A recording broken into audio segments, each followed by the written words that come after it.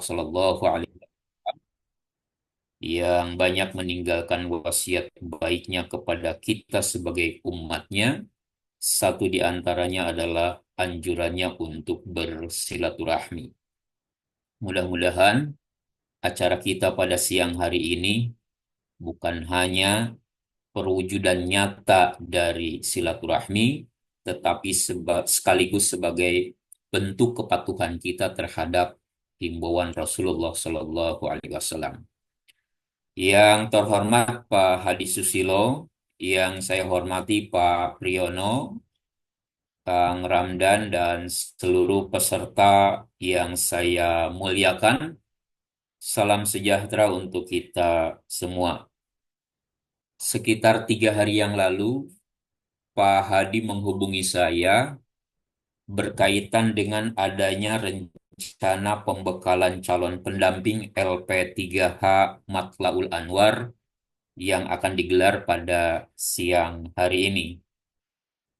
Saya atas nama pengurus besar Matlaul Anwar, posisinya itu Wakil Ketua Bidang 3, Bidang Kaderisasi, di antara 10 wakil ketua dalam struktur kepengurusan PB tersebut. Bapak, Ibu, saudara-saudara yang saya muliakan, sebagaimana diketahui bahwa Matlaul Anwar di pentas nasional itu bisa berdiri sejajar dengan organisasi keagamaan dan kemasyarakatan lainnya. Bahkan ada klaim bahwa Matlaul Anwar itu hampir bisa dipastikan masuk dalam 10 besar ormas keagamaan di Indonesia. Tentu klaim ini mesti kita buktikan dengan kerja-kerja nyata kita. Kalau kita melihat organisasi keagamaan lainnya, sejatinya mereka itu menjadi besar dan banyak memberikan manfaat kepada umat tidak langsung oleh pengurus pusatnya itu sendiri, atau pengurus besarnya, atau DPP-nya. Tapi mereka itu diramaikan oleh organisasi-organisasi yang menjadi badan otonom, badan sayap, dan sebutan lainnya. Misalnya saya kasih contoh, di NU, itu dinamikanya harus kita apresiasi, baik di level para kiainya maupun di level generasi mudanya. Setiap saat kita mendapatkan informasi perihal gerakan mereka, baik itu di Lakpesdam maupun di apa namanya, di gerakan pemudanya begitu, atau kajian-kajian lainnya. Termasuk kawan-kawan kita di Muhammadiyah.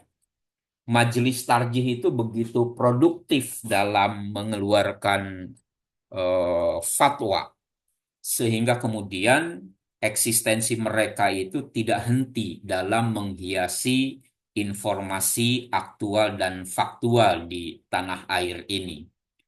Nah, beberapa contoh yang telah diperlihatkan oleh organisasi lain itu merupakan contoh baik yang tidak harus mesti gengsi kita adopsi. Karenanya, ketika Matlaul Anwar ingin dikenal oleh rakyat Indonesia secara keseluruhan, tidak hanya menjadi tanggung jawab pengurus besar saja, tetapi semua organisasi sayap, organisasi otonom, organisasi kepemudaan, mahasiswa, remaja, muslimat, dan yang lainnya, itu semuanya bergerak bersama. Termasuk salah satu di antaranya adalah LP3H ini.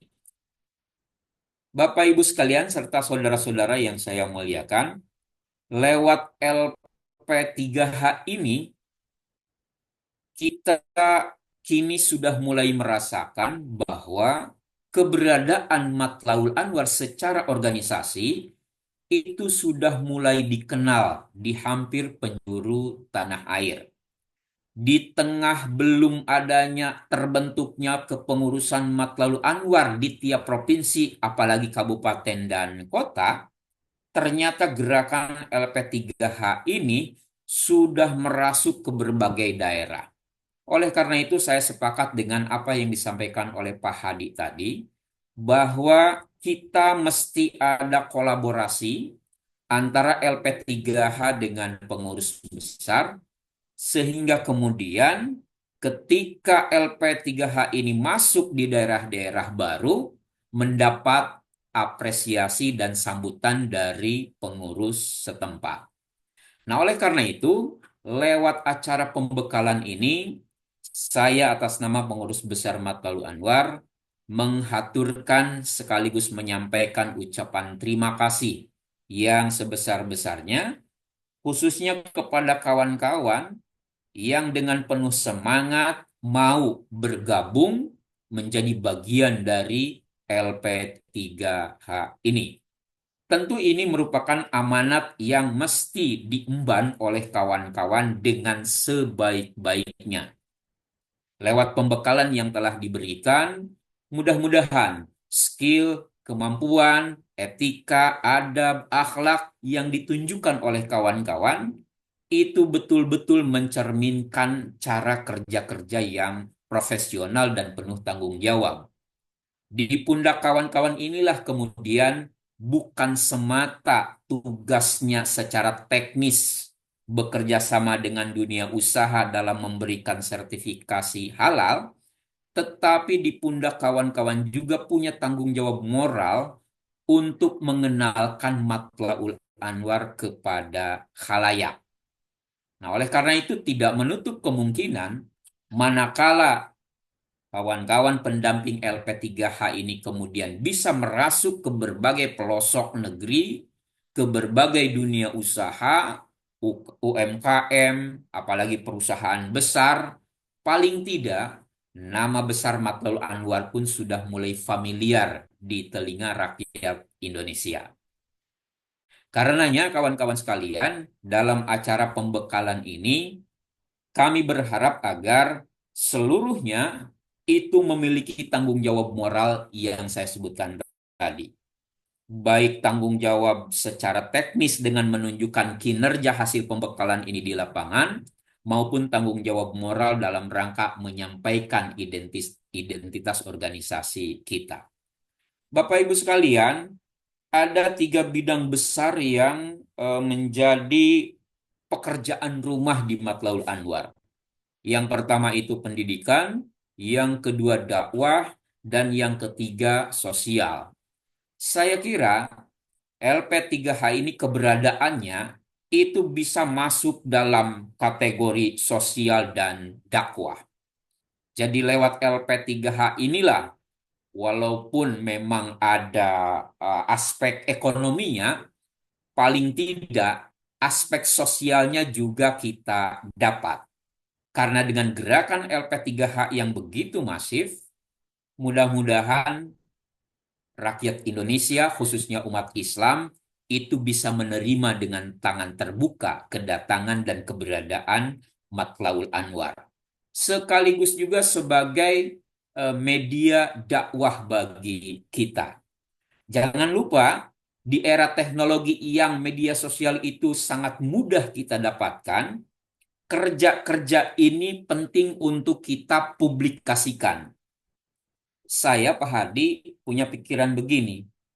Konsep ria itu kan bila kita mempublikasikan kebaikan, lalu kebaikan itu, pahala itu akan menjadi hangus karena ria. Tapi di era sekarang, di mana dunia teknologi itu begitu mudah, begitu familiar dengan kehidupan kita sehari-hari, ternyata kebaikan itu penting untuk dipublikasikan. Bukan dalam rangka menuai pujian, tetapi menunjukkan eksistensi bahwa kita telah bekerja. Karenanya saya termasuk orang yang sepakat ketika kawan-kawan melakukan kebaikan, lalu kemudian dipublikasikan. Mengapa? kebaikan yang dipublikasikan itu masih lebih jauh lebih baik dibanding dengan kejahatan yang dipublikasikan. Nah, oleh karena itu, kerja-kerja saudara nanti itu senantiasa disertai dengan publikasi dengan harapan bukan ingin dipuji, ya, tetapi adalah sebagai bentuk tanggung jawab moral kita, sebagai bentuk kinerja saudara dalam melakukan tanggung jawab. Sehingga dengan begitu kemudian kerja kita itu dikenal oleh publik. Bapak Ibu sekalian, khusus untuk Sumatera Utara, untuk saat ini memang kita menaruh perhatian lebih berkaitan dengan adanya rencana Muktamar Matlaul Anwar yang akan digelar tahun depan di Sumatera Utara, dalam hal ini di Kota Medan. Dari pengurus wilayah yang ada di Sumatera Utara, kami pengurus besar mendapatkan informasi bahwa mereka sudah mulai bergerak ke tiap kabupaten kota yang ada di Sumatera. Nah, mudah-mudahan dengan diawali oleh dibentuknya kepengurusan Matlaul Anwar di tiap kabupaten dan kota, ini membantu dan memudahkan kawan-kawan untuk masuk dan melakukan sinergi dan kolaborasi dengan pengurus setempat.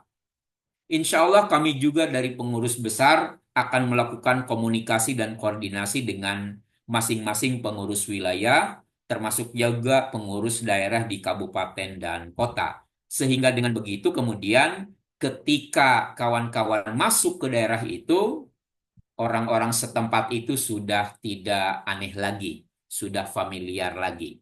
Nah, dengan cara ini mudah-mudahan kerja-kerja LP3H ini berjalan dengan baik dan lancar.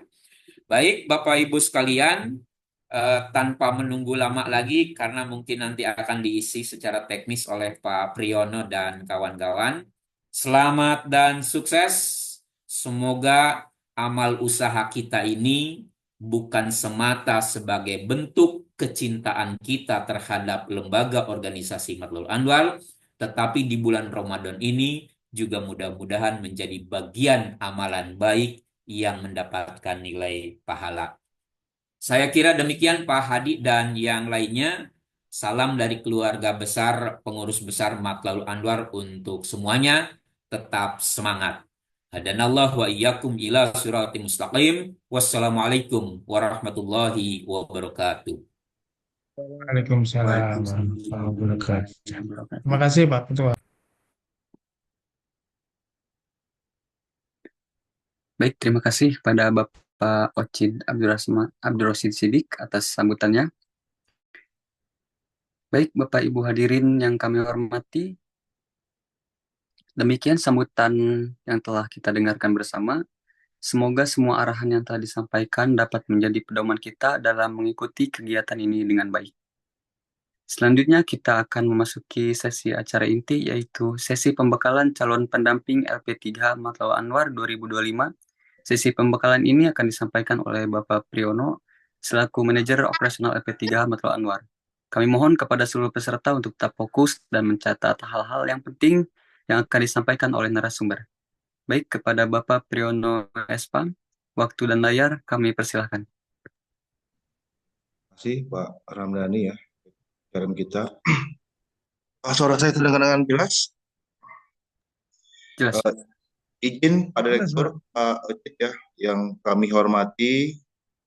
Ya, Bismillahirrahmanirrahim. Assalamualaikum warahmatullahi wabarakatuh. Waalaikumsalam Yang warahmatullahi kita hormati bersama Pak Direktur, Pak Hadi Susilo NSI, selaku Direktur LP3 Matlaul Anwar. Yang kami hormati Pak Ocit Abdul Rosid Sidik, selaku Wakil Ketua Kaderisasi Pengurus Besar Matlaul Anwar. Terima kasih Pak, semoga apa yang disampaikan ini kami bisa terapkan juga di LP3 Matlaul Anwar. Alhamdulillah untuk pendamping pada kerutan kita terus jalan tiap bulan. Di bulan Februari Maret ini kita ada sekitar yang bergabung itu ada sekitar 170 orang.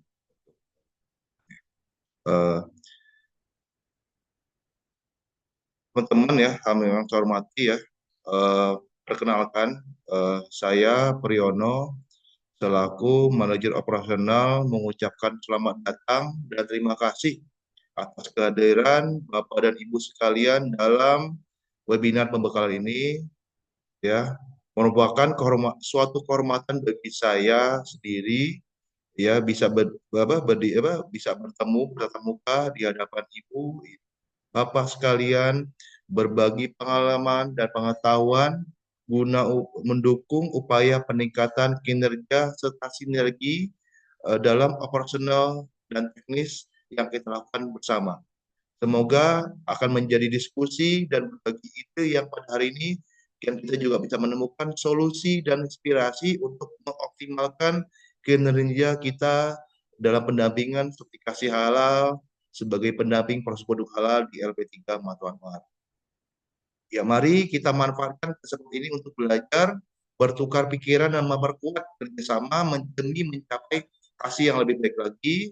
Ya, untuk ini saya mohon izin ke rekan-rekan semua untuk men-share ya, share materi untuk materi pendampingan pada hari ini. Pak Pri, mohon izin sebentar Pak Pri. Ya, Pak. Pak Pri jadi host ya, saya mau jalan. Oh, siap, Pak. Ya, mohon izin.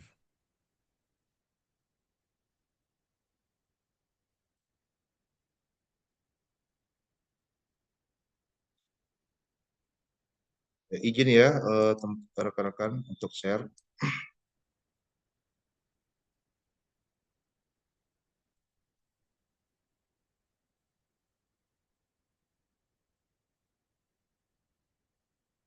Apakah sudah terlihat? Sudah, Pak. Oke. Hari ini kita belajar bersama dan saya juga lagi belajar juga ya kalau ada yang salah bisa atau yang bisa mau bertanya silakan langsung di sela ya. Hari ini kita bersama-sama belajar mengenai sertifikasi halal khususnya di pendamping proses produk halal di LP3H, Lembaga Pendamping Proses Produk Halal. Dan LP3H Matuan Anwar merupakan salah satu dari LP3H yang ada di Indonesia. Kalau nggak salah jumlahnya sekarang ada sekitar 280-an. Ya, oke. Kalau bicara LP3 Matuan Anwar, LP3 Matuan Anwar itu berdiri di tahun 2022 mendapatkan SK, mendapatkan nomor register dari BPPJPH. Jadi LP3 Matuan Anwar merupakan lembaga resmi yang didirikan melalui Ormas Matu Anwar yang setelah terregistrasi resmi di BPJH dimulai dari tahun 2022 menjadi lembaga pendamping proses produk halal.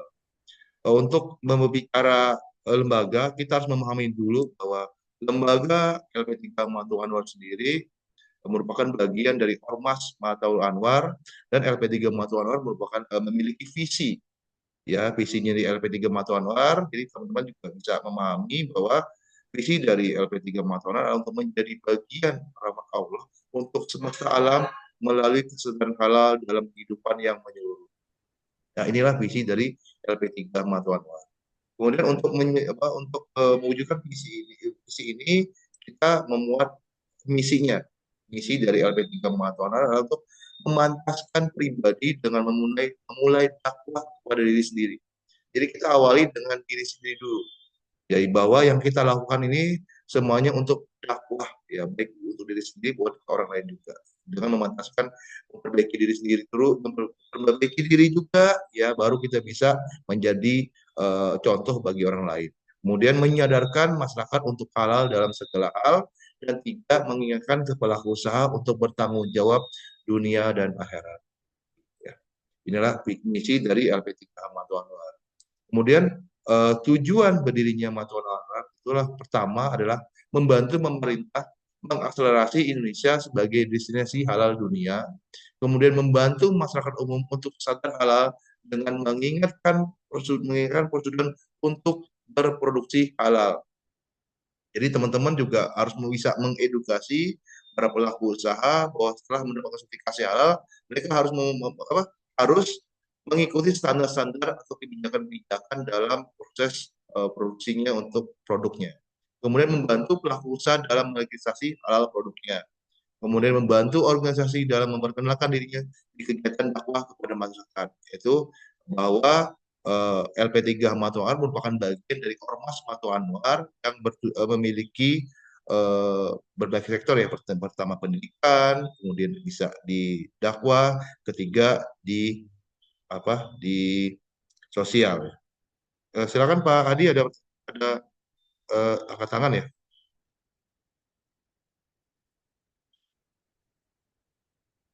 Pak Adi Resen. Oke. Lanjut Pak Pri. Oh, lanjut lagi. Siap. Kemudian kelima, membantu individu yang ingin berprestasi dalam kesejahteraan halal dunia dan akhirat melalui pendampingan, konsultasi dan bantuan lainnya.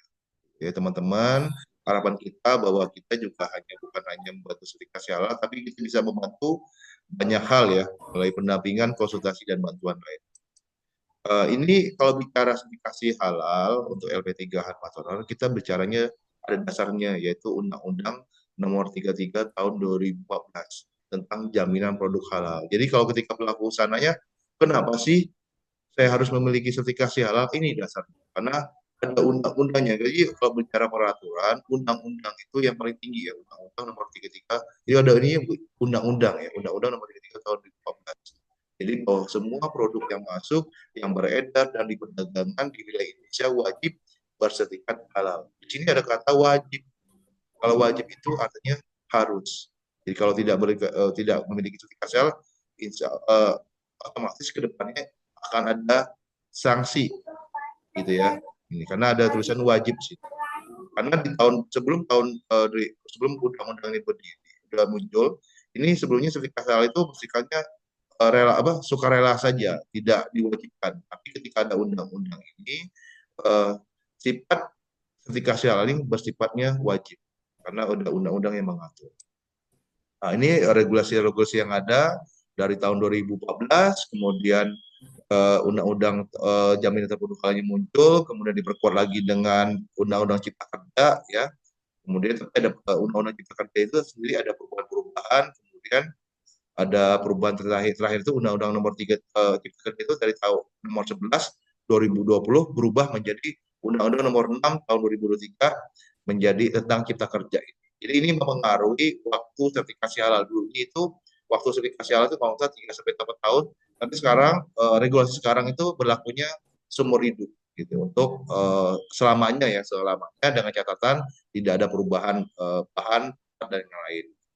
Kemudian ada lagi peraturan terbaru itu adalah peraturan pemerintah nomor 42 tahun 2020 tentang penyelenggaraan jaminan produk halal pengganti peraturan pemerintah nomor 39 tahun 2021. Jadi sebenarnya kalau bicara regulasi itu, regulasi di Indonesia mengenai jaminan produk halal itu ada sekitar 70, masalah selama 7 tahun ada perubahan. Jadi kewajiban sertifikasi halal ini paling legalitas yang paling akselerasinya yang paling disupport dibandingkan dengan legalitas yang lain seperti itu. Makanya kalau sertifikasi itu paling cepat pergerakannya dibandingkan dengan yang lain ya, karena emang udah ada undang-undang yang memperjelas bahwa kewajiban tersebut.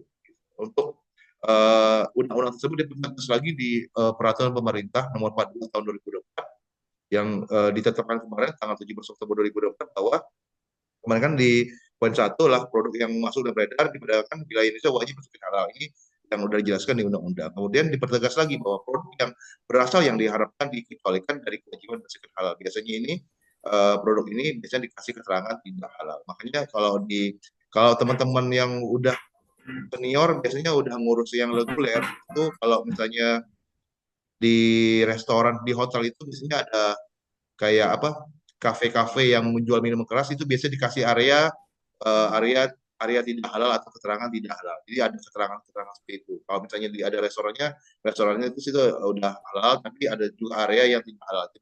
Jadi buat keterangan tidak halal. Nah, ini produk yang menjadi sertifikat satu bukan hanya makanan minuman saja, masih banyak ya. Jadi kalau produk itu ada 2 ya kategori, barang dan jasa. Bisa makanan. Kalau barang itu bisa makanan minuman, obat kosmetik, produk kimia, biologi. Jadi masih banyak ya. Tapi fokusnya untuk yang disertifikasi adalah untuk makanan minum dan obat dan kosmetik.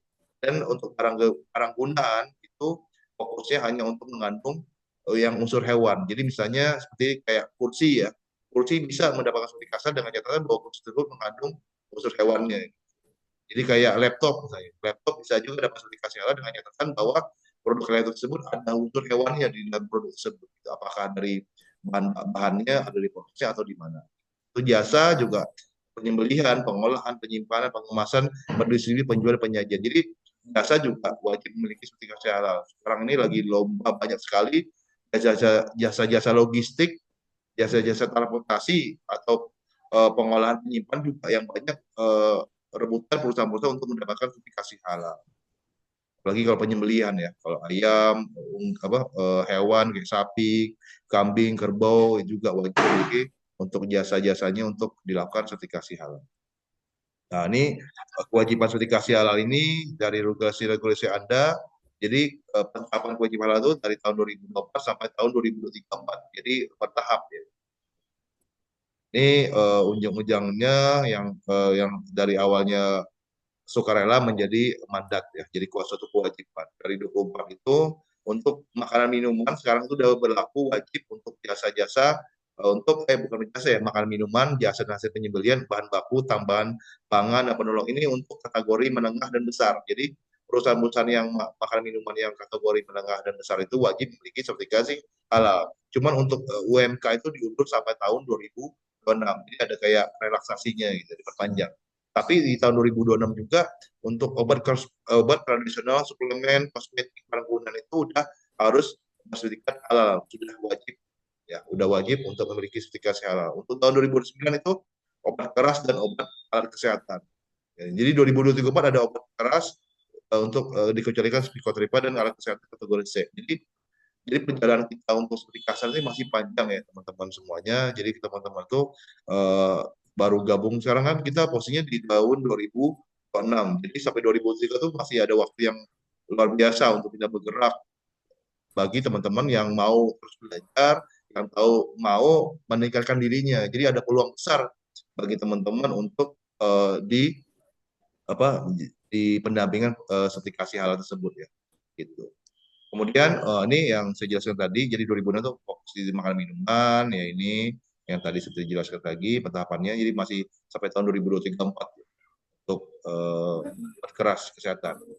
Nah, kalau kita bicara kita sendiri ya sebagai pendamping, saya sendiri pendamping proses produk halal, saya juga bergabung di LP3 Matono di tahun 2023 menjadi pendamping proses produk halal, yaitu orang yang membantu UMK ya, usaha mikro kecil untuk memenuhi persyaratan pernyataan kehalalan produk. Jadi kalau ada orang yang mendampingi pelaku usaha dalam khususnya UMK untuk mengajukan sertifikasi halal melalui skema self declare untuk makanan dan minuman saja.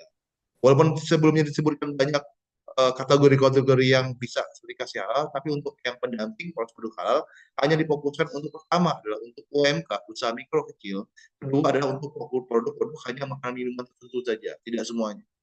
Gitu. Jadi kita sebenarnya titik awal untuk belajar menjadi pendamping ya. Pendamping proses produk halal itu menjadi langkah awal kita untuk masuk belajar di industri halal, masuk ke ekosistem halal. Teman-teman yang bisa naik level kayak saya sendiri udah menjadi penyiar halal, udah menjadi auditor halal. Itu kita belajar, kita diskusi lagi. Ya. Untuk syarat P3H, teman-teman yang sudah mendaftar pertama adalah warga Indonesia, beragama Islam, memiliki warga luas, minimal ijazahnya SMA, sederajat, ya teman-teman yang punya saudara atau kerabat yang belum ada kerjaan selama ini bisa mendaftar menjadi P3H nih, mumpung ada peluangnya gitu ya. Kemudian memiliki komitmen untuk melaksanakan kewajiban menjadi pendamping proses produk halal. Ya, kita makanya pas kita masuk akun itu ada fakta integritas, ya. Jadi harus sesuai dengan kode etik pendamping proses produk halal juga, nggak boleh sembarangan. Jadi tidak boleh kita tuh memanipulasi selama itu tidak boleh. Gitu. Nah, ini contoh teman-teman yang sudah resmi menjadi pendamping prosedur halal itu ada nomor registernya. Nomor register ini resmi dari BPJPH bagi teman-teman yang sudah melakukan pelatihan yang di grade edu yang dapat sertifikat kemudian mendapatkan nomor register resmi yang status di akun sialalnya adalah disetujui. Kemudian kami lembaga akan membantu membuatkan desain ID card dan kemudian memberikan surat tugas kepada teman-teman agar bisa melakukan pendampingan di wilayah kerja masing-masing. Untuk pendamping prosedur halal ini, wilayah kerjanya adalah satu provinsi. Kita wilayah kerjanya adalah satu provinsi. Ya, jadi misalnya kalau saya Banten bisa mendampingi di wilayah Cilegon, bisa mendampingi di daerah Tangerang, bisa mendampingi di daerah Pandeglang, bisa di wilayah Lebak. Jadi satu provinsi tidak tapi untuk kalau misalnya kita mendampingi di provinsi lain tidak bisa. Tapi kita bisa minta bantuan ke teman-teman lagi yang di luar provinsi ya. Misalnya kita ada pelaku usaha di Jakarta, bisa minta tolong ke teman-teman di Jakarta. Tapi bagi teman-teman misalnya saya nih pindah domisilinya gitu ke Belitung, ke asal asal asal saya misalnya Belitung. Atau saya bisa mengajukan pindah kerja pendampingan saya ke wilayah Belitung. Bisa ngajuin ke kami, ke CRM, bisa kontak, Pak saya mau pindah wilayah kerja saya, mendampingan saya mau pindah eh, tempat tinggal. Bisa mengajukan pemindahan. Itu kami akan proses ke BPJPH untuk pengajuan pemindahan wilayah kerja pendampingan. Ini bisa dilakukan.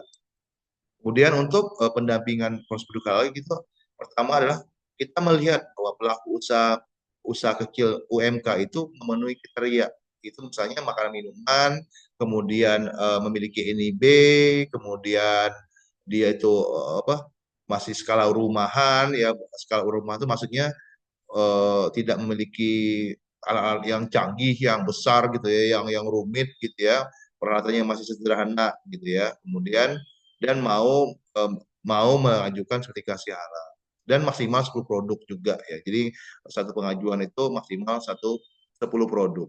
Kemudian yang bisa mendampingi adalah pendamping yang sudah terregister di BPJPH. Kemudian kita akan mengecek bahan dan prosesnya, apakah sudah oke, sesuai, kemudian kita kelengkapan dokumennya, bisa apakah sudah ada INIB-nya, kemudian produknya seperti apa, kan harus ada fotonya juga ya. Fotonya, kemudian data-data usahanya kita minta untuk bisa kita dampingi, itu bisa kita minta ya. Gitu. Ini untuk sertifikasi halal itu kalau kita ini adalah yang kita bisa lakukan di LP3H itu adalah yang self declare ya. Self declare. Jadi kalau skema sertifikasi halal itu ada dua ya. Yang utama adalah self declare dan reguler. Kalau self declare itu ada melalui LP3H, kalau reguler melalui LPH, Lembaga Pemeriksa Halal. Dan insya Allah, alhamdulillah untuk LPH kita lagi proses pengajuan ke BPJPH. Semoga dalam waktu 1 sampai 2 bulan ini akan resmi disetujui. Jadi teman-teman bisa mendampingi juga yang kategori yang reguler. Ini yang reguler itu yang di luar makan minuman. Maaf. Untuk subdeklar sendiri itu ada 3 mekanisme, yaitu ada yang saat ini yang lagi kita tunggu, kotanya yang lagi kita tunggu ini informasinya insya Allah nih semoga minggu ini akan dibuka kota Sati sebanyak 600.000 untuk secara se-Indonesia. Ini akan dibagi per provinsi, per wilayah masing-masing gitu. Teman juga bisa tanyakan ke kami berapa jatah untuk di provinsi ini, bisa kami jawab karena ada edarannya juga ya. Kemudian untuk proses Sati adalah dibiayai oleh pihak ketiga, misalnya dari CSR perusahaan-perusahaan, dinas, basnas atau instansi yang mau membiayainya. Ada lagi yang ketiga adalah mandiri. Jadi pembiayaan oleh pelaku usaha sendiri. Jadi kalau pelaku usahanya nggak mau nunggu kota, mereka bisa bayar sendiri. Ini bisa mekanisme juga. Jadi sebenarnya saya pikir itu ada 3 mekanisme. Jadi sebenarnya kita nggak terlalu terpaku pada yang sehati, yang gratis ini. Jadi kita bisa bermain di level non sehati maupun yang mandiri. Untuk reguler itu ada 2 juga sama yang mandiri, yang biaya pelaku usaha sendiri dan fasilitasi dibiayai oleh pihak ketiga. Gitu. Kalau reguler tapi kita nggak masuk reguler karena itu wilayah ranahnya adalah LPH. Kalau kita di self declare ya, karena LP3 itu untuk ngurusin yang self declare. Nah, ini untuk self declare itu merupakan bagian program dari LP3 Matu Anwar, gitu ya. Jadi LP3 Matu Anwar itu adalah lembaga untuk mendampingi, melalui pendampingnya untuk mendampingi, mengawasi proses produksi halal, terutama untuk UMK yang ingin mendapatkan sertifikat halal melalui skema self declare. Tadi ada 3 ya, Sati yang gratis, yang kuotanya yang 600.000 ini biasanya per tahun ya, setahun sekali biasanya ada 1.000, ada 1 juta, ada 1,2 juta, ada 600.000. Tahun 2005 ada 600.000. Kalau mandiri itu kotanya nggak terbatas. Kalau ada pelaku usaha yang mau daftar bisa bayar sendiri. Kemudian ya kalau saya berikan fasilitas saat itu artinya pihak ketiga. Perusahaan ini bisa juga teman-teman bisa melobi ke pihak-pihak ketiga untuk membiayai pelaku UMK yang telah kita dampingi, tapi mereka belum dapat kotak gitu, maupun saat ini. Jadi kita bisa tawarkan juga nih. Dan inilah ini sudah berjalan juga dan banyak yang berhasil juga untuk pola ini. Oke. Kalau yang saat ini 2025 ini kotanya 600.000 dan kotanya per provinsi biaya gratis ya, kotanya rebutan dengan P3 lain, estimasinya mungkin habisnya sekitar 3-4 bulan, mungkin sampai bulan Juli atau Juli-Juli ya, belum dibuka tanggal pastinya. Insya Allah besok ada kabar baiknya karena di akun Ciala tuh terakhir terakhir maintenance perbaikan di akun websitenya itu adalah tanggal 16 Maret ya hari ini ya. Jadi mudah-mudahan besok udah normal kembali. Ya, ini kota yang saat ini 2025. Kalau yang mandiri itu pelaku usahanya bayar sendiri, kota yang terbatas, waktunya kadang terbitnya lebih cepat ya, tapi kadang waktunya cepat, lebih cepat ya. Jika dibatalkan ditolak maka tidak terbit dan uang hangus. Jadi harus hati-hati teman-teman. Jadi harus dilihat bahwa kategori yang kita ajukan yang benar-benar UMK ya, maksimal 10 produk ya. Dan ini kadang-kadang dilakukan tracking juga oleh BPJPH, kadang dicek di profil dari uh, pelaku usahanya, Instagramnya, Google Bisnisnya, apakah benar nih pelaku usaha emang UMK gitu, produknya hanya 10. Kalau misalnya produknya banyak, kadang-kadang dia tolak, dibatalkan, karena ngelihat di status uh, status dari pelaku usahanya, dari Instagramnya, apakah dari Google Bisnisnya gitu. Jadi teman-teman harus mengecek dulu, jangan sampai kita ngajuin ini dibatalkan atau ditolak, kemudian yang mereka pelaku usahanya udah bayar melalui kita itu harinya hangus gitu, harinya jadi komplain gitu. Maka disampaikan juga kepada pelaku usaha kalau mau terus mandiri mereka harus ada kemungkinan ini dibatalkan atau ditolak. Makanya biasanya kita kasih surat pernyataan gitu, pernyataan juga ke pelaku usaha bahwa jika pengajuan ini tidak berhasil, ini mereka tidak komplain.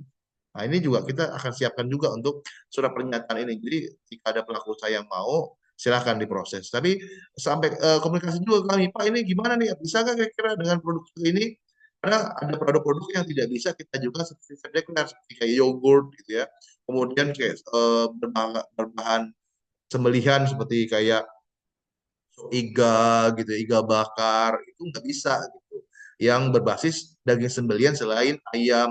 Kayak misal kalau di tahun 2024 ayam itu masih bisa ayam geprek itu masih bisa, tapi nggak tahu informasinya di tahun 2025 apakah ayam sembelihan ayam masih bisa atau tidak itu kita belum tahu nih karena kita nunggu kota dibuka kita coba tes masuk kalau misalnya memang nggak bisa ya mungkin kita harus revisi lagi gitu karena untuk kalau misalnya ayam nggak bisa otomatis pengajuan teman-teman yang kayak sate ayam, kayak fried chicken, ayam geprek juga harus diperhitungkan juga ya untuk bisa diajukan. Nah, kemudian untuk yang fasilitasi ini adalah yang bayar itu pihak ketiga gitu. Kemarin teman-teman yang di Tangsel itu dapat kerjasama dengan Badan Zakat Nasional Republik Indonesia dapat kota itu sekitar 100, kemudian ada juga di Aceh itu dapat kerjasama dengan Bank Indonesia dapat 400 kota. Artinya kalau kita dapat 400 kota kan kita dapat insentifnya dari situ kan lumayan dikali berapa 150.000 misalnya kan dikali lumayan ya kalau dapat kita 100 atau 1.000 itu kan lumayan dan kotanya juga nggak terbatas tergantung kita lobbynya gitu ke CSR-nya atau bisa individu nih ada orang-orang nih yang pengusaha nih yang mau nih bisa membiayai misalnya 5 atau 10 pelaku usaha nih itu bisa kita ajukan gitu ya kemudian waktu terbit juga cepat juga ya sampai 7 sampai 8 hari karena bisa juga kalau websitenya lancar biasanya bisa sampai 1 sampai 5 hari juga bisa terbit juga ini program jadi untuk di yang kita lakukan adalah tiga ya, sehati, kemudian mandiri dan fasilitas. Ini kemarin ya ini yang paling bawah produk wajib halal itu banyak ya, jadi bukan hanya makanan minuman. Cuma untuk yang skema safe declare itu yang bisa kita dampingin hanya makanan dan minuman. Kalau di wilayah yang lain ini kayak obat kosmetik, produk kimia, biologi, kayak genetik kegunaan dan jasa itu maksudnya adalah skema reguler. Insya Allah lah mudah-mudahan ke depannya ini kita juga lagi nyiapin lembaganya teman-teman yang naik level bisa ngedampingin untuk usaha-usaha yang obat kosmetik. Dan alhamdulillah saya juga udah melakukan itu. Gitu. Kemarin kita juga bantu nih perusahaan catering untuk sertifikasi halalnya. Kemudian kemarin ada perusahaan kosmetik yang produksi parfum, deodoran, kemudian henna itu untuk mengajukan sertifikasi halal reguler. Dan kita bisa bantu. Tapi dasarnya ketika saya udah, karena saya sendiri mendampingi pelaku usaha itu udah sampai sekitar 1000-an pelaku usaha. Jadi saya udah agak cukup lumayan tahu lah untuk seluk-beluk pendampingan di UMK. Kalau saya udah bisa mampu di UMK, insya Allah untuk mendampingi perusahaan-perusahaan besar itu ya bukan hal yang sulit. Makanya teman-teman belajar nih untuk mendampingin untuk UMK makan minuman yang benar. Jadi nggak mendampingi yang serius gitu, jangan yang ngaco gitu. Kalau yang awalnya ngaco, berdampaknya ke depannya. Makanya kita benar-benar ngedampingin makanan minuman, misalnya dikasih sekolah gitu ya, kita benar-benar ngedampingin, benar-benar gitu. Melakukan sosialisasi, pendampingan, kemudian kita pendataan juga, kita benar-benar serius, benar-benar sesuai dengan apa standar-standar halal. Gitu. Kalau kita udah terbiasa, benar, insya Allah kita akan bisa naik level mendampingin perusahaan-perusahaan besar untuk obat, kosmetik, barang guna, jasa-jasa juga bisa kita dampingin. Tentunya dengan naik level ya. Untuk bisa mendampingi ini, syaratnya bisa jadi penyelia halal atau jadi auditor halal.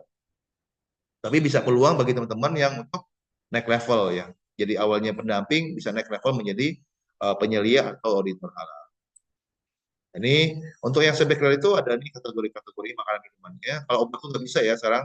Bisa obat buat jamu itu tapi namanya nggak boleh jamu atau herbal. Tapi namanya minuman apa gitu, jus apa. Tapi nggak boleh namanya jamu gitu ya.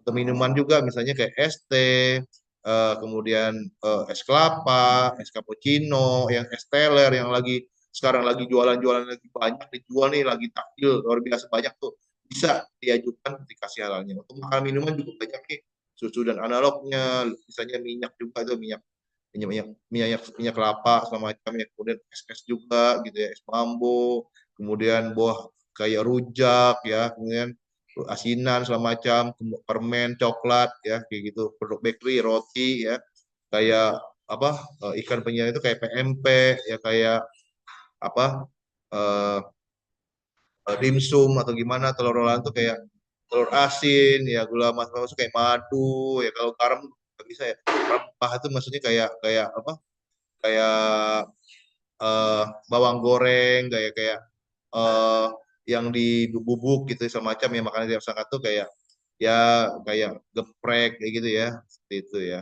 Kalau si pangan siap saji masuknya reguler sekarang. Nah, ini yang kita lakukan adalah melakukan pendampingan, kita melakukan pendataan, kita tanyakan pelaku usahanya itu, kita lakukan verifikasi lagi, kemudian kita tanyakan bahan-bahannya seperti apa, dokumennya, kita tanya ini B-nya segala macam ya. Kalau udah oke sesuai baru kita ajukan.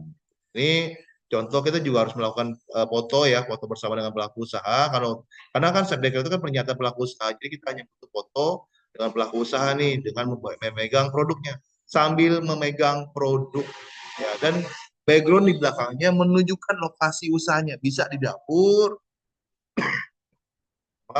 bisa di dapur atau bisa di lapak usahanya atau di gerobaknya, misalnya dia jualan gerobak dorong bisa di depan gerobaknya, atau misalnya dia pikul bisa di gerobak pikulnya. Ini artinya produknya kita foto, kita ini pendamping, ini pelaku usahanya megang, kemudian background belakangnya adalah lapak usahanya atau tempat produksinya.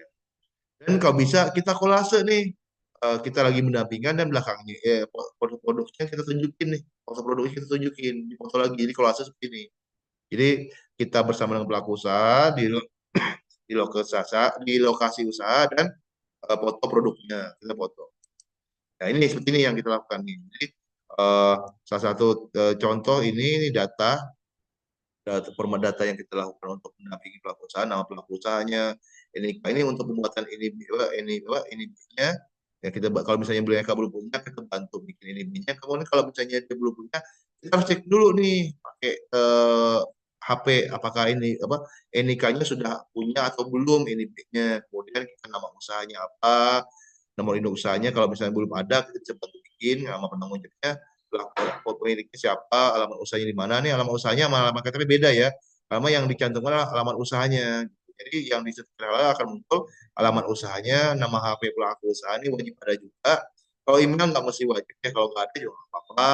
Tapi kita bisa cantumkan nama email yang lain ya, nama merek tuh, misalnya merek usahanya apa, misalnya Banana Crispy gitu. Kalau misalnya dia kayak jualannya pisang pisang crispy gitu ya, pakai pakai kalau varian itu misalnya Banana Crispy-nya kayak rasa coklat, itu masing-masing yang ditulis nih, rasa coklat sendiri, rasa keju sendiri, rasa blueberry sendiri, data bahan dan produksinya. Ini contoh fotonya dengan pelaku usaha. Ini contohnya yang adalah gula merah. Di foto produknya juga foto bersama pelaku usaha. Foto dipegang. Ini juga background-nya menunjukkan bahwa emang tempat produksi eh, gula merah tersebut. Nah, ini contoh penginputan. Ini misalnya dia berusahanya ada ST, ada tahu juga, ada bakso juga. Nah, kita daftarkan ini masing-masing varian ya, nggak boleh campurin. Jadi ST juga, kemudian tahu juga, bakso juga. Jadi masing-masing fotonya masing-masing, fotonya juga masing-masing. Kayak gini nih, es melon misalnya, es melon Bu Nisa. Jadi es melon sendiri nih, di sini kita foto es melonnya, foto lagi produk es melonnya, kemudian es coklat lagi, foto lagi es coklatnya, kemudian foto lagi es coklatnya, kemudian tempe goreng lagi, foto lagi tempe gorengnya, bakso goreng juga foto lagi. Jadi setiap produk itu setiap varian tuh dipoto masing-masing ya, nggak boleh campur ya. Kayak donat, donat itu nggak boleh campur kayak donat rasa keju, donat rasa coklat, donat rasa strawberry, itu masing-masing di fotonya. Jadi tadi di list produknya itu ada donat rasa keju, donat rasa coklat, donat rasa strawberry gitu ya. Itu maksimal 10 produk yang bisa diajukan. Jadi kalau sertifikat halal keluar itu akan muncul 10 produk yang sesuai dengan list pengajuan setiap harian yang kita ajukan. Nah, ini yang kita lakukan, dilakukan pendamping. Pertama itu mendata pelaku usaha di lapangan, ya. Kemudian kita cek nih ini B-nya apakah sudah ada atau belum gitu. Kalau misalnya belum ada, kalau pendaftaran kita coba cek apakah emang belum bisa. Misalnya tanya ya, kalau misalnya mau kita bisa bantu minta NIK-nya di kartu keluarganya. Kalau kalau pelaku usahanya bersedia ya. Kemudian kita bantu nih bikin kartu NIK-nya gitu ya. Kalau misalnya udah ada, kita minta. Kalau misalnya pelaku usahanya sudah ada INIB-nya, kita bisa minta INIB-nya Pak, izin Pak nomornya, karena itu akan untuk syarat untuk pengajuan sertifikat halal. Karena di pengajuan sertifikat halal itu akan diminta masukin nomor INIB-nya. Kemudian kita untuk INIB-nya, kan teman-teman bisa belajar juga untuk pembuatan INIB ya. Jadi kita ada INIB-nya, kita dibikin di OSS sesuai dengan KBI-nya, misalnya kedai makanan, misalnya untuk yang kayak bakso, misalnya, bukan bakso, bakso itu reguler ya. Misalnya dia kayak bubur ayam gitu ya, kemudian kayak ketoprak itu kedai makanan gitu ya. Kayak misalnya ST itu industri minuman lainnya gitu. Ini KLB-nya. Kemudian kita bikin akun pelaku usaha, kita ada verifikasi OTP juga via email atau nomor HP di akun Sialal. Kemudian kita masukin akun si ini B-nya. Ini bisa kalian pelajarin pas kalian belajar di tutorial di Create Edu itu ya. Kemudian masukin update pelaku usahanya, kemudian input bahannya, pernyataan subjek sampai bahan, kemudian produknya itu produknya kita masukin foto-fotonya sesuai dengan keluasan, kemudian proses seperti apa kita masukkan gitu ya, dan pernyataannya gitu. Kemudian kita lakukan verifikasi lagi gitu di akun pendamping. Ini kan kalau ini kan akun pelaku usaha nih, jadi kita bikin akun pelaku usaha dulu di Siala, kemudian kita melakukan verifikasi di akun pendamping ya, verifikasi bahan-bahannya apa, kemudian fotonya, prosesnya apa gitu ya, baru setelah itu kalau kota masuk baru kita pengajuan kirim datanya ke BPJPH. Setelah itu baru kita submit PU namanya itu. Baru kan kita diverifikasi lagi oleh lembaga. Kemudian kalau udah oke masuk ke pemerintah, maka terbit sertifikat halal. Biasanya prosesnya itu kalau lancar itu bisa sekitar 14 hari lah gitu ya. Gitu. Ini seperti yang sama yang saya di atas. Jadi sampai kita mendampingi pelaku usaha sampai terbit sertifikat halal. Ini yang kita lakukan. Ya, ini kayak data bahan yang kita input, mungkin teman-teman sudah belajar di websitenya ya. Ini untuk dokumen-dokumen. Dan kalau dan tidak semua pengajuan itu bisa lolos ya, karena ada yang dikembalikan. Nah, dikembalikan itu kita perlu revisi apa sesuai dengan permintaan dari Komisi Bapak. Misalnya, oh tidak ada cleaning agent nih perlu ditambahkan, kita tambahkan di bahannya, di prosedur kita tambahkan gitu. Nah, ini kita ikutin aja revisi-revisinya sesuai dengan arahan dari Komisi Fatwa. Kemudian kita kirim lagi gitu sampai terbit sertifikat halal. Ini contoh sertifikat halal yang terbit gitu ya. Ini contoh sertifikat halalnya yang terbit gitu ya. Gitu. Oke, ntar di sini ada list bahannya, list produknya. Jadi ntar satu sertifikat bisa maksimal 10 produk untuk yang saya declare. Nama listnya, ntar di produknya, daftar produk itu ada 10 produk maksimal ya, yang sesuai dengan yang kita ajukan. Nah, itulah gambaran sejarah sederhana dari apa yang kita lakukan, teknisnya untuk teman-teman. Dan teman-teman, jadi sebenarnya untuk pendampingan prosedur halal itu kita bisa di mana sih pelaku usaha itu gitu. Pertama kita harus pahami dulu di mana pelaku usaha yang kita bisa dapat pendampingan. Teman-teman kayak di Sumatera Utara kayak kami sendiri, kami bisa melakukan pendampingan di sekolah. Karena di sekolah itu ada kantin sekolah. Jadi kita bisa mengajukan surat ke pihak sekolahnya atau kita bisa datangi dinas pendidikannya, kita sampaikan bahwa kami dari pendamping prosedur halal LP3 Manokwari pengen mendampingin sekolah-sekolah di daerah itu. Gitu. Kita bisa ngajuin surat nih. Dari situ kemudian kita dapat akses sekolah untuk mendampingin kantin-kantin sekolah, itu bisa dapat juga seperti itu. Kemudian teman-teman bisa juga mendampingin kayak komunitas-komunitas pelaku usaha. Misalnya kemarin salah satu mungkin yang di sini ada Bu Vera ya, itu mendampingi satu area CFD ya, Car Free Day. Jadi setiap minggu tuh kadang-kadang dia ada apa namanya itu Car Free Day ya, setiap hari minggu tuh kumpul nih pelaku usaha tuh. Jadi dia kita bersurat kepada pengelolanya izin untuk bisa mendampingin pelaku usaha untuk di daerah Car Free Day itu. Alhamdulillah dapat banyak banget kan. Kemudian kita juga bisa mendampingin di desa wisata. Jadi kalau bisa kita bisa lewat on the ground, artinya kita langsung datang aja pelaku usaha tanpa izin-izin juga bisa sebenarnya. Kita misalnya ada pelaku usaha yang lewat, misalnya bubur kacang, kita samperin, kita tanya Pak udah punya sertifikat halal belum, gitu ya. Kalau misalnya belum, izin mau nggak kita bantu, gitu Pak. Ada nih programnya lagi ada kota nih yang gratis, gitu ya. Jadi jika berkenan, kami bantu untuk pendataan, gitu ya. Kalau misalnya oh, minta data-datanya kayak KTP-nya, kemudian data-data pelaku usahanya juga. Kemudian kita minta foto juga bersama dengan pelaku usaha tersebut, gitu ya. Baru kita ajukan, gitu. Tapi juga kita bisa juga lakukan pendekatan-pendekatan secara organisasi atau kelembagaan. Kita bisa mengajukan surat gitu kepada sekolah atau juga teman-teman juga ada tuh ke kecamatan. Kita bisa ngajuin ke kecamatan, Pak, saya pengen ngebantu mendata, melakukan sosialisasi pendampingan sertifikasi halal untuk wilayah kecamatan ini. Pak, mohon izinnya. Kita bicara dulu ke kecamatan, ngobrol, masuk kita atau apa. Kemudian kalau bisa apa kami minta izin rekomendasi, surat rekomendasi bahwa didukung oleh Pak Camat gitu loh. Kemudian dari situ kita bisa masuk ke desa-desa gitu, desa-desa bahwa kita bisa mau izin untuk kepala desa untuk izin untuk melakukan pendampingan di desa tersebut untuk UMK-nya atau di desa atau di kelurahan.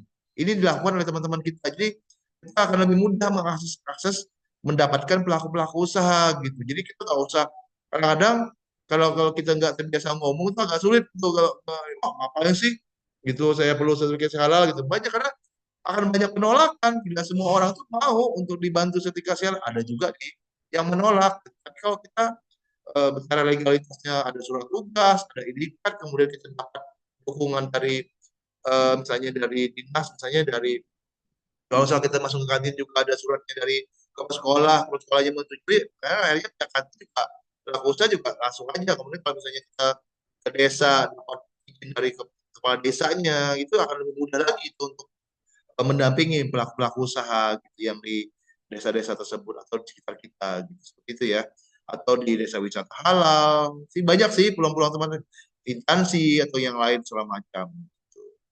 Gambarannya seperti itu yang bisa saya sampaikan. Mungkin kita akan banyak diskusi ya pengalaman-pengalaman kita share ya apa aja trik-triknya bagi teman-teman agar bisa mendampingin pelaku usaha yang ada di lapangan. Gambarannya seperti itu ya teman-teman. Untuk itu saya kembalikan ke MC ya, Pak Ramdhani. Eh, Baik, terima kasih Bapak Priano atas pemaparan materi. Baik, Bapak Ibu hadirin yang berbahagia, kita telah sampai di sesi tanya jawab atau sesi diskusi. Pada sesi ini, peserta dipersilahkan untuk mengajukan pertanyaan seputar materi yang telah disampaikan. Silakan gunakan fitur raise hand pada aplikasi Zoom jika ingin bertanya secara langsung. Jika ingin bertanya melalui chat, silakan tuliskan nama lengkap dan pertanyaan di kolom chat. Mohon agar pertanyaan yang disampaikan dengan singkat dan jelas sesuai dengan topik pembahasan. Baik, Bapak Ibu, kami persilahkan kepada yang ingin bertanya atau berdiskusi. Silahkan.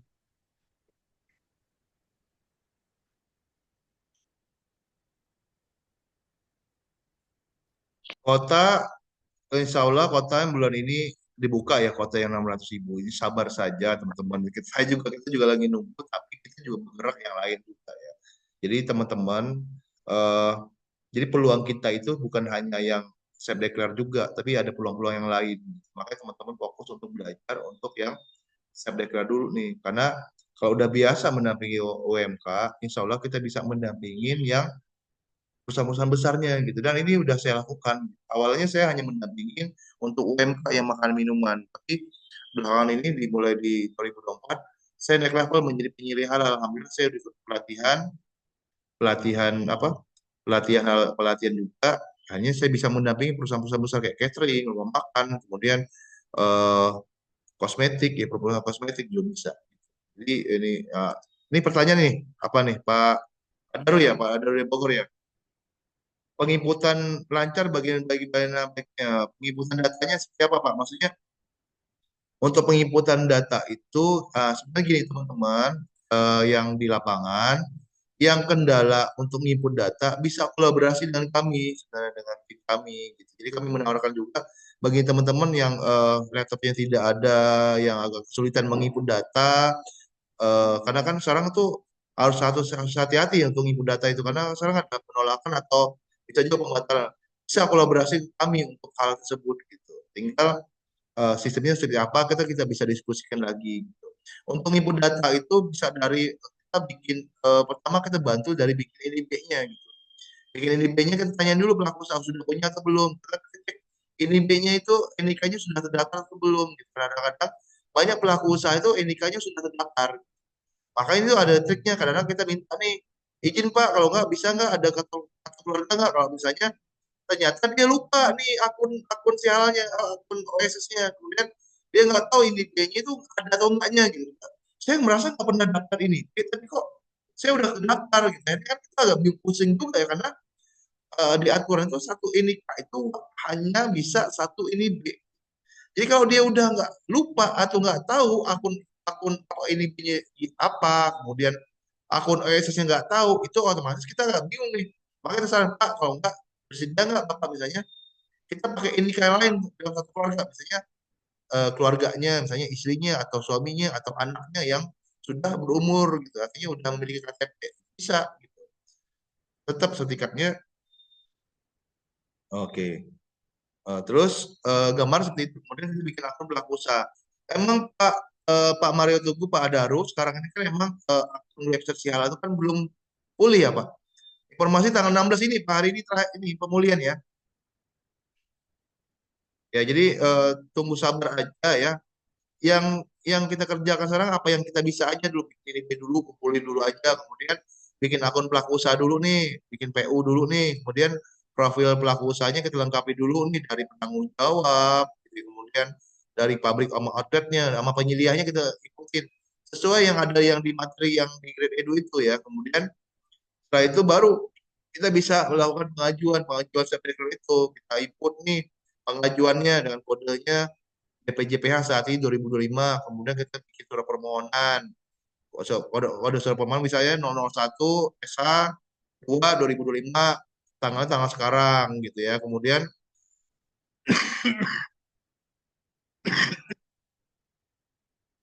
ya belum bisa ya untuk ini ya. Ntar saya kirim ya untuk materinya, insya Allah saya kirim ke grup ya Pak. Atau bisa japri saya kalau nggak, kalau misalnya ini. Kalau fitur menu produk proses produk halal itu pernyataan itu nggak bisa dibuka ya Pak. Apakah kemarin kita coba kalau misalnya nggak bisa di pelaku usaha itu bisa lewat ini Pak, pendamping. Kemarin kita bisa sih Pak lewat memang tapi yang fiturnya memang belum lengkap sih Pak. Websitenya kan tanggal hari ini terakhir Pak websitenya itu. Tuh, mungkin Bu Lila yang bagian kami di CRM bisa bantu jawab ya. Teman-teman gambarannya seperti itu ya. Jadi silakan nih Pak Andri yang di Jambi. Pak Daru nih, kalau enggak kita juga bisa diskusi lebih lanjut nih untuk bicara untuk di Bogor ya seperti apa ya strateginya ya.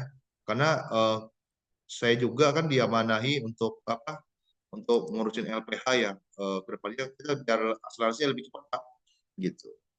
Karena di kedepannya kalau eh, apa namanya tuh untuk saat ini estimasi 3 bulan sampai 4 bulan ya Pak. Jadi harapan kami maksimal lagi nih teman-teman untuk mendata dulu nih, mendata dulu, mendata maksimalin nih 3 bulan 4 bulan kita dapat uang nih dari LPH kan dari saat ini. Gitu. Maksimalin di situ dulu nih. Kalau udah bergerak, kalau udah bisa lanjut, kalau misalnya udah berhasil, kita bisa nih modal untuk bisa ikut pelatihan penyilih halal nih. Karena untuk modal pelatihan penyilih halal itu sekitar 1,8 juta itu. Walaupun berlakunya bisa kalau satu kali pelatihan itu bisa beruntung berbagai untuk bisa banyak perusahaan ya. Tapi kalau pelatihan kan lumayan 1,8 juta gitu. Itu kan lumayan biaya lumayan besar. Makanya teman-teman maksimal nih sekarang nih mumpung lagi banyak yang jualan takjil, yang banyak eh, ini bisa nih pendapat apa pendataan juga. Gitu. Kalau misalnya data tidak sesuai itu biasanya dari ini apa namanya itu eh yang buat KTP itu siapa? Harus Dukcapil. Dukcapilnya itu harus lapor ke Dukcapil itu bisa diperbaiki dulu. Jadi minta diperbarui dulu itu KTP-nya itu. Karena kadang Dukcapil itu kan nggak sinkron, jadi pas kita masuk itu nggak sinkron tuh. Memang kalau nggak sinkron KTP sama alamatnya nggak beda. Karena mungkin dia pernah pindah atau gimana itu juga mempengaruhi ya. Itu kadang ada kendala-kendala seperti itu ya Bu Mbak Kiki ya. Gitu. Sama Mbak Kiki udah ada data ada berapa Mbak Kiki? Udah banyak datanya nih.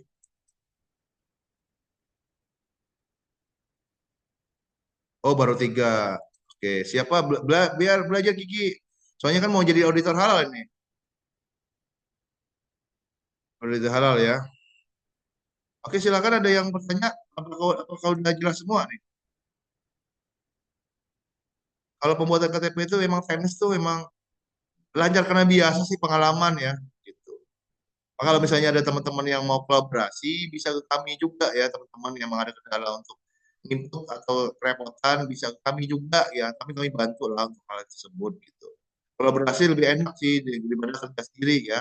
Karena kalau kami itu kan memang kerjanya kan dari Senin sampai Sabtu ya, dari jam 8 sampai jam 4 sore. Jadi teman-teman, kalau jam PKRM itu hari Minggu atau di atas jam kerja itu kadang nggak direspon gitu. Makanya kalau mau respon atau enggak, kalau misalnya nggak respon, bisa kontak saya di Priyono ya. Eh, kalau saya online biasanya saya jawab sih. Ini saya Priyono ya. Saya diamanain di manajer operasional di LP3 Matu Anwar. Pak, pendataan penyiar halal itu gini Pak. Penyiar halal itu kan LPH ya. Jadi kalau saya itu biasanya kemarin teman-teman yang di bawah tim kami itu kami kerjasama sih Pak. Jadi kita ada triknya untuk dapat penyelidik halal gratis gitu Pak. Kalau auditor halal itu hanya untuk apa namanya itu S1 tentu ya Pak. S1-nya hanya farmasi, kimia, biologi, gizi, kedokteran hewan, internet industri, kimia. Kalau yang jurusan yang lain nggak bisa jadi auditor halal gitu Pak. Auditor halal itu hanya lulusan-lulusan S1 tertentu gitu, gitu Pak. Untuk penyilih halal itu kita ada triknya gitu. Biasanya gini, kalau saya triknya gini, eh, siapa nih pelaku usaha yang reguler nih, misalnya ada rumah makan nih yang mau ngurusin sertifikasi halal, tapi dia siap bayar gitu. Karena kalau rumah makan, catering atau kosmetik atau penyembelih itu masuk kategorinya reguler, Pak. Biayanya lumayan besar gitu. Kalau kecil mikro itu bisa sampai 10 jutaan, Pak. Kalau yang menengah menengah itu bisa sampai puluhan juta gitu. Kalau yang besar itu bisa apa, ratusan juta, Pak, biaya untuk ngurus reguler itu, biaya sertifikasi halal itu. Gitu. Itu, Pak. Mungkin bisa japri saya aja Pak Mario ya. Kalau link link pelatihan mah banyak Pak, 1,8 setiap minggu tuh ada pelatihan penyilih halal itu ada. Silakan kalau mau mandiri silakan. Silakan ada ini pertanyaan. Ayo kalau ini atau udah jelas sekali ya apa yang saya sampaikan ya. Biasanya kalau di saat itu tahun 2024 itu kemarin ada yang dapat sekitar 100 jutaan lah dari saat ini gitu. Karena dia ngedampingin hampir berapa ratus gitu ya. Kemarin Pak Haji itu ya yang besar-besar ya, yang datanya besar ya. Jadi teman-teman juga bisa atau teman-teman yang ini bisa juga bentuk tim. Jadi rekrut teman-teman pendamping, misalnya kalau kami juga rekrut pendamping-pendamping apa namanya itu? Pendamping-pendamping yang memang yang nggak ada kerjaan gitu ya, tapi lulusan SMA, bisa tuh kerjasamakan gitu. Karena kan dengan makin makin banyak orang kan kita bisa apa tapi polanya pola tim kalau itu diskusinya lebih lebih lebih rinci lagi gitu teman misalnya di daerah pengen bangun tim seperti apa bisa diskusi lagi ke saya gitu. Dan ini saya terapin juga dan alhamdulillah gitu bisa bantu teman-teman untuk peluang peluang cari kerjaan juga gitu ya gitu seperti itu. Silakan nggak ada pertanyaannya. Assalamualaikum Pak, ini dari Pekanbaru. Waalaikumsalam ya silakan Bu. Nah ya, ini Pak, saya kan baru pertama nih Pak untuk pengajuan self declare. Nanti kalau misalnya buka kuota, kita buka pengajuan, file pengajuan, terus apa yang kita ini langsung kirim gitu aja Pak ya? Oke, Ibu posisinya udah sampai mana Bu? Udah di PO? Udah, pokoknya saya Udah di PayPal kan Bu? Udah di PayPal di pendamping udah di PayPal. udah diverifikasi Oke. gitu. Jadi verbalnya itu gimana Pak? Verbalnya cuma verifikasi aja kan? Iya verifikasi bahan sama bahan proses itu Bu, produk udah. Iya, sudah Pak semuanya tuh. Kan pertama kan kita nginput di akun pelaku usaha kan Bu. Iya. Kemudian kita habis akun bagian pelaku usaha kan beres tuh sampai pernyataan itu ya. Kemudian kita masuk lagi Iya. akun pendamping Bu. Kita PayPal nih bahannya, produknya, prosesnya. Nah, itu namanya kemudian itu yang posisinya siap kirim di draft PU Bu. Kalau kota masuk tinggal kirim Bu. Kirim. Kemudian kita tepar lagi Bu di akun pendamping lagi. Kan kita kirimnya di akun pelaku usaha nih. Kita tepar lagi di akun pendamping. Baru itu sampai statusnya proses P3H. Kita lihat trackingnya. Jadi dua akun kirimnya ya Pak ya, di akun pelaku usaha sama pertama di pendamping kita juga. kirim dulu aja Bu, kirim dulu aja. Kita fokus kirim dulu aja dulu, kirim data dulu aja 10. Kirim dulu, baru kita PayPal sekaligus. Karena ada batas waktunya Bu, 10 hari di PayPal Bu. Kalau tidak lebih dari 10 hari itu dibatalkan. Iya Pak. Gitu. Kalau misalnya sampai prosesnya proses P3H, artinya udah masuk tuh ke PPJPH. Itu biasanya masuk ke lembaga dulu. Itu biasanya masuk 10 lembaga dulu untuk diverifikasi dari lembaga Bu. Iya Pak. 10 hari gitu Bu. Kalau misalnya otomatis sih baru masuk ke Komisi Fatwa. Baru dari Komisi Fatwa baru diterbitkan apakah terbit atau dikembalikan. Gitu ya Pak ya. Oke. Makasih ya Bu. Pak. Ingat Bu, satu hari itu 10 orang, 10 data doang Bu bisa kirim per satu pelaku usaha ya Bu. Satu pendamping ya. Iya Pak. Untuk masalah seragam, sebenarnya seragam itu kan kita kan kasih ID card ya teman-teman, ID card name tag ya teman-teman ya. Kalau seragam kan biayanya besar ya kan kami juga belum tahu teman-teman apakah mampu mendampingi kita. Bagaimana kita udah kasih seragam, dia nggak ngedampingin kan dia juga seperti itu. Makanya silakan aja dulu mendampingi sama aja. Kalau mau pakai seragam, tinggal minta aja logo kami. Kan biasanya ada jaket atau rompi, silakan bawa diri sendiri aja. Karena tidak ada resmi untuk seragamnya seperti apa. Karena kami juga paham gitu ya teman-teman itu kan eh, nggak usah kami bebanin dengan harus pakai seragam rompi, harus beli seharganya sekian, harus pakai seragam kayak seperti saya ini harganya sekian, nggak usah lah gitu ya. Kalau misalnya tuh Pak Bambang Hendra misalnya ada rompi seperti itu Pak, contohnya ada Pak kayak fotonya Pak Bambang ini, bisa nih Pak, Pak kasih logo aja. Tuh, ini bekas dapat dari bekas acara ini nih, acara BPJPH nih. Logo ini ya, rompinya kali. Jadi kalau ambil pakai logo aja, logo halal sama logo BPJPH, logo LP3, silakan mendampingi. Misalnya ada rompi atau baju seragam, baju silakan kalau mau pakai logo. Gak usah membebani aja. Kita enjoy aja, kerjaan kita enjoyin. Kita nggak mau menetapkan, mewajibkan teman-teman pendamping yang belum bekerja atau belum bergerak, belum mendapat insentif dari pendampingan, terus tiba-tiba disuruh beli apa? Lembaga mewajibkan beli rompi senilai 150.000 atau 200.000.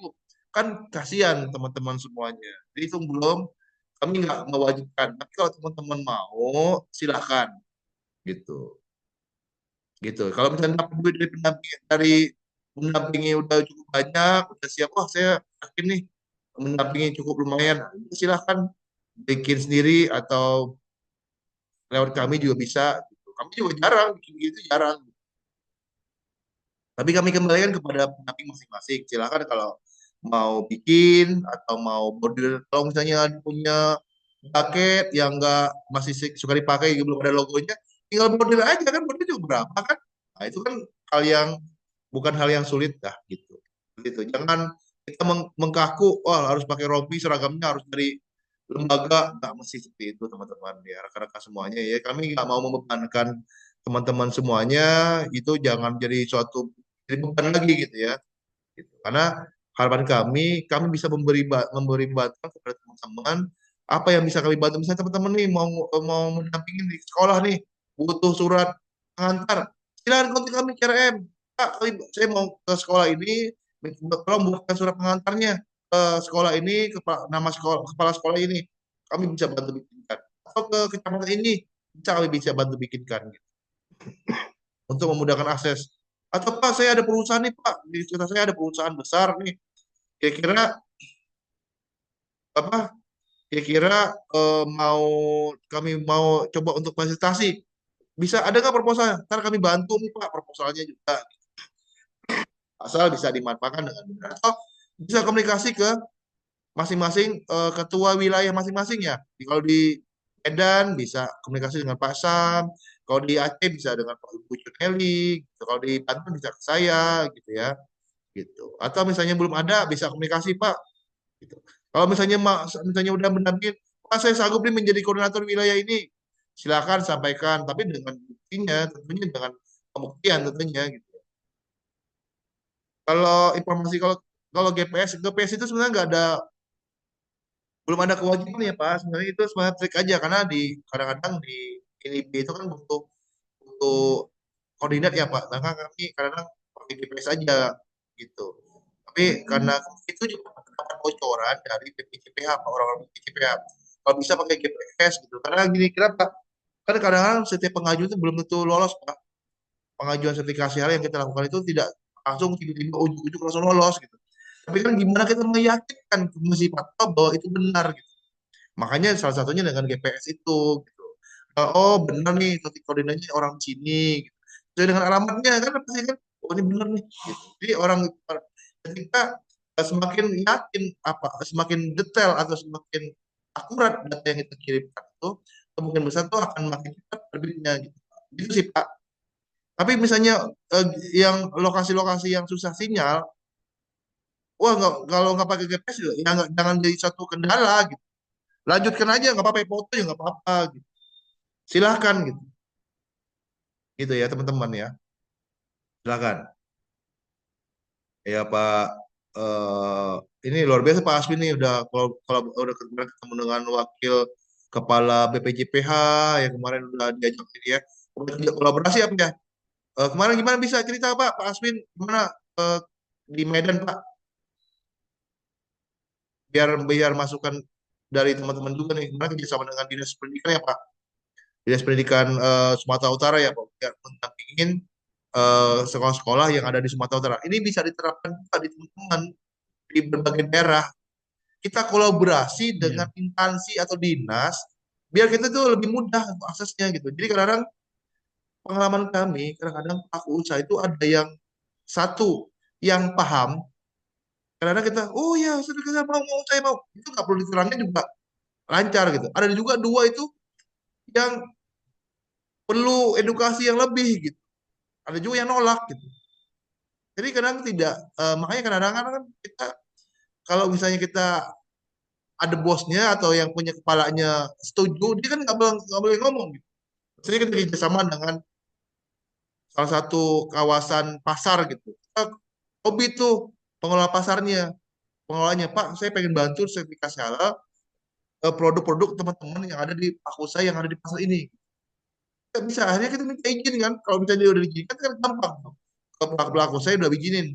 Ini wajib makanya kalau lagi kalau misalnya pelaku pihak pengelola wajib ibu ikut ini gitu. Akhirnya kan enak katanya. Kadang-kadang pelaku usaha itu kadang-kadang kita omongin A, B, C, D, E, F, G, sampai Z. Kadang-kadang dia aja taunya 1, 2, 3, 4 gitu. Nggak nyambung gitu. Kayaknya kan gimana itu? Makanya kita harus punya trik. Karena tidak semua pelaku usaha itu mau setuju. Ada yang nolak juga. Kadang-kadang ada yang ketakutan juga. Kadang-kadang ada yang minta KTP-nya. Oh, ini gimana nih? Pinjol lah. Karena kan nggak semudah yang kita kira. Gitu. Makanya untuk mempermudah, makanya kita butuh kerjasama nih. Kalau misalnya bosnya, kepalanya, ketuanya bilang, kamu semua daftarin ya sertifikasi selama ini ya, ini orang nih yang pendamping. Akhirnya, ya Pak siap. Jadi kita nggak perlu banyak ngomong, tinggal Pak foto datanya mana, kan lebih mudah gitu. Dibandingin kita kadang-kadang door satu-satu itu akan lebih sulit. Gitu. Tapi mungkin itu bisa, tapi akan lebih sulit. Itu juga bisa, tapi siap-siap kalau jika ada penolakan. Silakan ada lagi. Gimana Pak Aswani bisa cerita Pak pengalaman nih dari Pak di Medan gimana Pak? Buat belajar saya juga lagi Ya, belajar nih. Silakan Pak. iya Pak. Alhamdulillah. Eh, waktu sebenarnya kemarin ketemu dengan Pak Kadis Pendidikan Sumut itu kita Hmm. eh, ketemunya awalnya di acara sanlat eh, ini apa Ramadan ya di sekolah Semansa. Kemudian kita eh, minta kesediaan beliau untuk katakanlah audiensi gitu Pak ya. Terakhir kami diberi jadwal di dalam pembicaraan. Yang pertama adalah beliau sangat respon ya, kemudian progres untuk melakukan sertifikasi di kantin-kantin sekolah sesumur. Nah, beberapa arahan beliau yang pertama adalah kalau misalnya nanti sudah dilakukan sertifikasi, yang concern beliau adalah bagaimana tindak lanjut. Jadi semacam apa, katakanlah eh, after service-nya seperti apa gitu untuk Hmm. memastikan komitmen mereka gitu. Jadi tadi sebelumnya sekali lagi saya informasikan kepada kawan-kawan di sini misalnya sudah ada petunjuk juga dari Pak Priyono tadi sangat baik ya untuk kita masukkan di dalam suatu klausul terkait dengan komitmen para PU juga untuk memastikan ketika dia sudah diberikan sertifikasi dia tetap harus menjaga ya kan. Di samping itu kita juga bisa melakukan ya on the spot lah dalam beberapa waktu tertentu untuk memastikan dia tetap konsisten seperti itu. Kemudian yang kedua, kemarin beliau mengarahkan karena Dinas Pendidikan Sumut ini dibagi 14 klaster, jadi 14 wilayah apa namanya cakupan. Jadi beliau arahkan kalau mampu untuk semua ya silakan gitu kan. Nanti di dalam pelaksanaannya perlu di backup oleh apa surat atau apa rekomendasi ya kita siap kata beliau gitu. Mungkin detailnya nanti ini kebetulan ada nggak Pak Sam di sini ya? Pak Sam Ketua Wilayah Sumut sama Ibu Nirma sebagai Sekjen kayaknya belum ya. Ya, nggak apa-apa Pak. Ini buat informasi Ya buat itu teman-teman. Luar ya biasa Pak. itu Pak. Jadi itu nanti mudah-mudahan ini bisa kita follow up. Nah, sebelumnya lagi saya ketemu juga kebetulan di hotel yang sama sebelum dengan Bapak apa wakil Waka BPJPH ketemu dengan Pak Bupati apa Tapanuli Tengah terpilih. Jadi Pak Hmm. Mansinton. Alhamdulillah Pak. Dia cerita tanya apa dari mana katanya. Saya ceritain ya kan. Kemudian dari situ saya minta kontak beliau, kemudian ajudannya dan saya sampaikan dan beliau merasa tertarik itu UKM di Tapanuli Tengah Iya, itulah coba diurusin katanya gitu ya, kan. Ya, bagus saya Pak, bilang bagus. ya arahannya Pak gimana Pak? Ya udah nanti habis Lebaran lu kontak-kontak ajudan Iya. nih kasih nomornya. Bisa kita collab nanti Pak. Dan yang menarik gini Pak, sebetulnya ada pengalaman kami di tahun lalu itu dengan perusahaan. Ini mungkin perlu sinergi atau support dari pusat, terutama dari apa Hmm. LP3 maupun Oke. organisasi ormas kita. Waktu tahun lalu itu kita kerjasama dengan BCA, Pak. Hmm. BCA ini waktu itu kan dia dia kan memang terpusat, Pak. Harus Hmm. dari Jakarta. Hmm. Jadi ketika itu memang pimpinan ormas di pusat itu melakukan apa segitiga pertemuan dengan BPJPA, kemudian kita mendapatkan mereka maunya begini. Demand request mereka adalah untuk seluruh cabang BCA. Dia membiayai yang sales diri mandiri yang 230.000. Kemudian saya sudah ceritakan juga ini dengan Pak apa, Ketua Sumut dan Ibu Sekjen. Bisa kita buat nanti proposalnya karena saya sudah punya apa draftnya gitu. Mereka membiayai itu dan minta di 34 kabupaten kota seluruh Indonesia dengan total PU target 2.400. Jadi centralized. Kemudian nanti materi mereka apa kita siapkan dan mereka tentukan titik-titiknya dan bulan-bulannya untuk kita lakukan sosialisasi. Ya, siap. Mereka membiayai yang 230 itu saja tapi gitu. Untuk yang lain-lain ya itu perlu collab dengan Pemku atau Pemda, dinas dan BPJPA dan ormas tersebut. Gitu.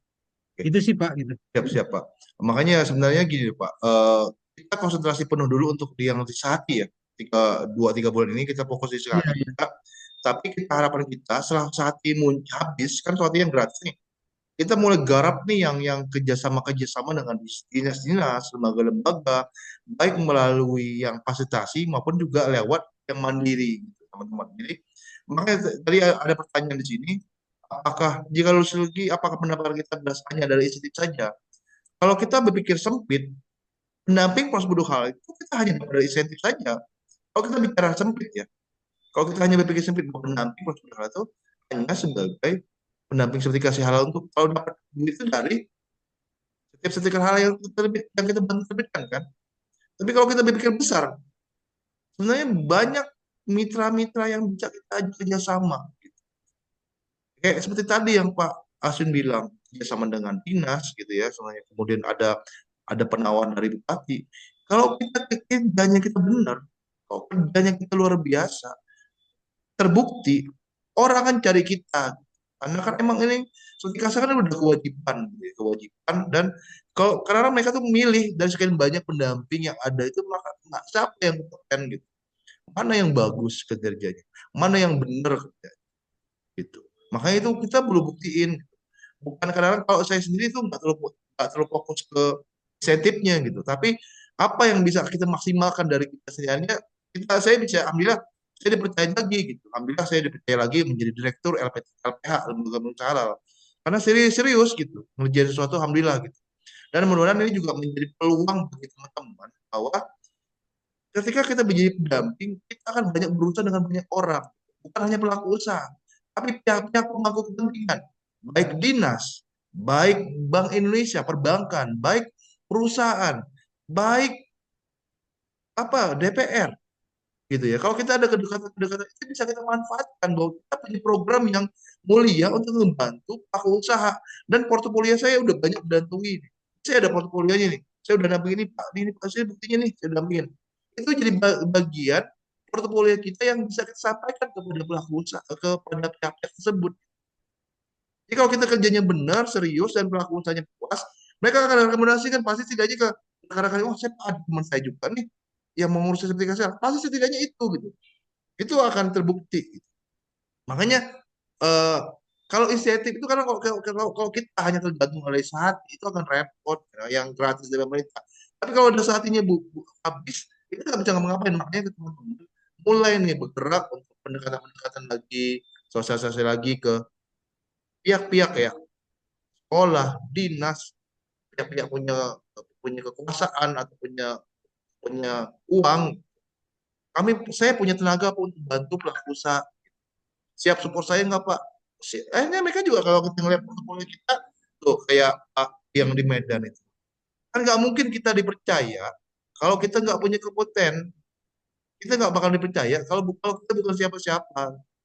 Kalau kita belum apa-apa langsung minta jatah kan nggak mungkin juga. Ini yang harus dibangun oleh teman-teman. Kalau kita UMK aja nggak mampu, gimana kita mau ngurusin yang perusahaan besar gitu. Itulah kalau saran saya seperti itu. Fokus, banyak hal yang bisa didapatkan. Mungkin emang sekarang lagi gonjang-ganjing ya di pendamping halal itu ya. Karena kotanya segala macam. Tapi kalau saya yakin kalau kita kerjanya benar, serius, dan memang berdampak ke banyak orang, kita akan dipakai. Gitu. Banyak dapat program gitu, dari Bank Indonesia segala macam. Kayak gitu ya Pak. Jadi kalau misalnya insentif ya memang hanya dari pendampingan gitu. Tapi kalau kita misalnya kerjasama dapat program dari mana, kan kita dapat juga dari yang lain. Seperti itu sih. Itu dari narasumber, dari apa gitu bisa. Gitu. Seperti itu ya. Mungkin itu aja karena udah 3 sore juga. Ada pertanyaan. Kalau nggak ada pertanyaan kita akhiri aja nih. Artinya peluangnya sangat besar teman-teman. Dan saya mengalami itu. Gitu. Karena industri halal ini lagi bergerak, baru makanan minuman saja, baru makanan minuman, belum yang lain, belum jasa, belum obat, kosmetik, masih panjang. Tinggal kitanya mau atau enggak. Peluang ini sangat besar, tinggal kitanya mau atau enggak. Ya, mungkin itu aja ya, dari teman-teman. Kalau ada tambahan atau yang lain dari pertanyaan, bisa japri saya juga kalau ada kendala. Kalau misalnya saya online, saya jawab. Saya kembalikan ke Pak Ramdhani. Silakan. Baik.